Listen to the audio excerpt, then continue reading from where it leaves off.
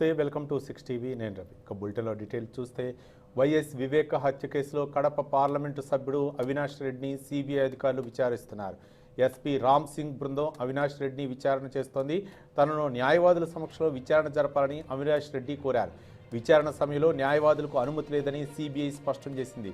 Bank లావాదేవీలపై CBI అధికారులు ఆరా తీస్తున్నారు. దస్తగిరి స్టేట్మెంట్ను ప్రస్తావిస్తూ అవినాష్ను విచారిస్తున్నారు. 40 కోట్ల డీల్ వ్యవహారంపై అధికారులు ప్రశ్నించారు. తనకేమీ తెలియదంటూ అవినాష్ సమాధానం ఇచ్చారు. దేవిరెడ్డి శివశంకర్ రెడ్డితో ఉన్న కాల్ లిస్ట్, నిందితుల టవర్ లొకేషన్లపై కూడా సిబిఐ అధికారులు ప్రశ్నిస్తున్నారు.